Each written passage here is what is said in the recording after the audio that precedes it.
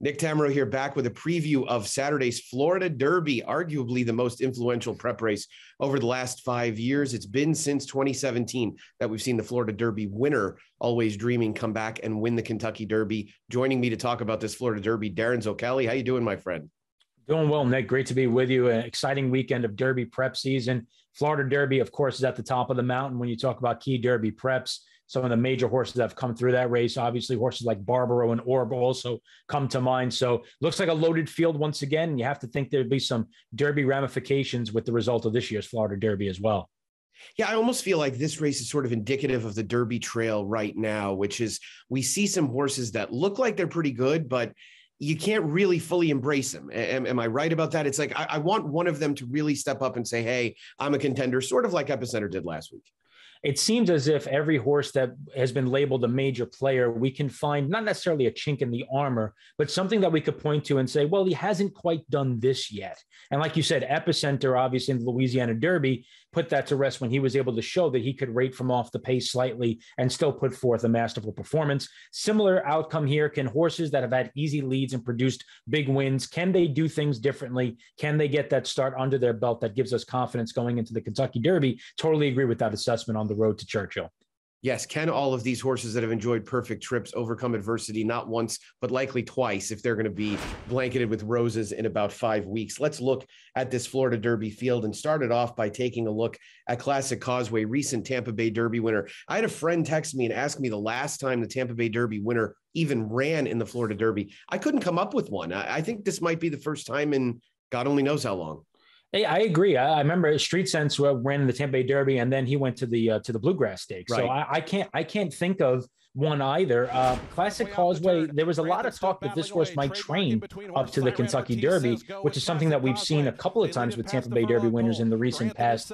And that would have been something that would have been difficult for me to like this horse going into Louisville. But you have to think that Brian Lynch has seen something that this horse has to be doing just unbelievably well right now. He had a 47-2 breeze just the other day over at Palm Meadows. And Lynch is probably saying, I got the horse on the top of his game right now. We can head into a grade one race for $1 million with a horse that's clearly thriving. Why not take a shot and build a little more foundation? Because it seems that the Tampa Bay Derby probably didn't take that much out of him. And to be honest with you, Nick, after watching the running of the race, there wasn't a whole lot that should have taken much out of him. He made an easy lead. He coasted wire to wire. He did what a good horse is supposed to do. And maybe he's going to fly a little bit under the radar. I don't necessarily think he's going to rival a horse like White Barrio here for second choice in the wagering. I think this is a horse that a lot of the public handicappers have shied away from a little bit. Thought he's had things a little bit too easy down at Tampa. You might get 4-1, 9-2 on this horse, and I think he's better than what the odds might reflect. Yeah, I think you're right. And I think that, speed figure wise, he's been labeled as maybe being a little on the slower side in terms of final time speed figures. But, Brisnet speed figure wise, he looks competitive, and it really doesn't look like there's any kind of chasm between he and some of the major players in here. One thing that I've been incredibly impressed by is his gate speed. He flies out of the starting gate, and that will not only help him here, but certainly in the near future. And I'm guessing with an option of how many times to run in an 8-week period, Brian Lynch is preferring to run back in 3 and then have 5. And so it makes sense to me. This is also his third start of the year. So you figure he's probably rounding into form a little bit better. Obviously, there's huge concerns about the quality of the competition that he faced in Tampa. But again, he did what he was supposed to do with what lined up against him. And I do agree with you from a value perspective that I would consider 4-1 or 9-2 to be good value on him in here against some of what he's facing. Let's move one door to his outside. That's to Simplification, who won the Fountain of Youth. That was his second stakes win of 2022 and his first graded win. And, Darin, I expected him to run well in there. I did not really expect him to run that well. I know that obviously the incident at the quarter pole or inside the quarter pole probably had some effect on it, but I don't think that winning margin was exaggerated terribly much by that. He ran well. He ran very well. At the quarter pole, it was all hands on deck for seemingly just about everybody. A lot of horses seemed to be scrubbing away up there. There were 4 or 5 horses mixing it up, and it was hard to get a good idea looking at that pack which one was going to come away. Now, obviously, there was an incident, unfortunately, at the top of the stretch, and Simplification was able to run on. But I do agree with you. He did appear to be the horse that was full of the most run that day. He certainly responded to the effort in the Holy Bull, where he chased White Barrio and put forth a good runner-up effort that day. He seems to be an improving colt for Antonio Sono. He's a horse that clearly gets over the Gulfstream Park track very well. The one concern I'll have about him going into the Derby will be he's only run at one racetrack his entire life. And obviously we've seen horses go to Churchill who have not performed as well there as they have at some of their home tracks. But that's an issue for the first Saturday in May. It's not an issue for the first Saturday in April, where he's clearly the horse to beat, I would think. Yeah, unquestionably the horse to beat, in my opinion. The other graded stake winner from 3-year-old prep season at Gulfstream so far this year is number 7, White Barrio, who won the Holy Bull very impressively. And I have to admit, I thought that the ease with which he won that race was an indictment of the race itself. I think Simplification came back and at least validated the performance. Of course, Simplification had things work against him in the Holy Bull, whereas White Barrio pretty much had everything his way. He's not getting that coveted outside stalking trip here unless he's willing to do a lot more in the early stages, in my opinion.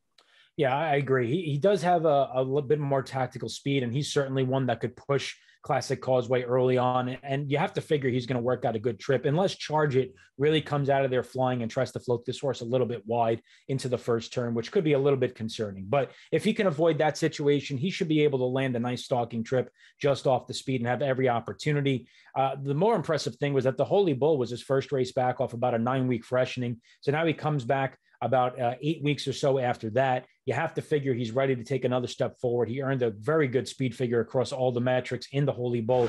The interesting for him is that he finished third behind Classic Causeway in the Kentucky Jockey Club. Classic Causeway coming out of that race and going on what he's done since then. It's interesting that people have kind of cooled on him and heated up on White Barrio when neither of them have really done anything wrong. They've done everything that's been asked of them. And if there is any kind of a significant difference in their odds, which I think, I won't say significant, but it could be a point and a half. And that's enough for me to lean Classic Causeway over White Barrio, where I give them both relatively equal chances to win this race. And on the topic of what you brought up with Simplification, even though White Barrio has run elsewhere, feels like a horse who's probably going to be at his absolute best at Gulfstream at trainer Saffie Joseph Jr.'s home base. You mentioned Charge It. That's who we'll talk about next. I have to say, Darin, this is the kind of horse I bet against 8 days a week. This is a horse that's going to be horribly overbet based on winning a maiden race. And how about this stat for you? Off of maiden wins in graded stakes long on the dirt with 3-year-olds and up, Todd Pletcher 1 for 27 over the last 5 years. Wow. Not something you're going to see too often. The lone winner always shopping in the Gazelle in 2019. So that includes a lot of colts who came back, not only in Derby season, but later on in the year. This is a big ask of a horse who's gone a mile a couple of times and beat up on a suspect field last time. Yeah, I draw very similar lines between him and We the People in the Arkansas Derby. They look like very similar horses coming into this off blowout wins in maiden special weights where they earn very strong speed figures. There's always a horse like this in the Florida Derby that peaked at Gulfstream, broke through with a monster maiden win. They come out of that, they get the buzz, they become the hot horse, the now horse. And like you said, at a short price, coming from a maiden special weight, going in against some of the best 3-year-olds that we've seen so far this spring. It is a huge ask, and the value is just not going to be there with Pletcher training for Whisper Hill Farm and Luis Saez aboard. You can't take 7-2 on this horse when you're going to get much better value on more seasoned, proven runners at top flight levels. Right. And, you know, I totally agree with all of that. And, you know, the fact that this horse set a relatively moderate pace last time out, now he's going to be on a 2, 3, potentially even 4 wide chase on what should be a much stronger pace. The scenario is just really not there, in my opinion. I picked a 9, O Captain, who I know is a big long shot. I'm banking on a fast pace. He's probably more of a placing chance than necessarily a winner, but Joel Rosario's likely to ride Gouffo in the one of the stakes earlier on the card, but he picks up the mount here. Good late type of rider. This is a horse who took a big step forward last time out in the Fountain of Youth. Feels like a horse that's going to appreciate every bit of ground that they give him. Why not maybe try and squeeze him into the 3rd spot in the try at 20+1? And I agree with you. I would have picked Classic Causeway. It's no fun if we pick the same horse, but I don't really, all of the horses that are going to be bet, I don't have anybody that I really am dying to bet.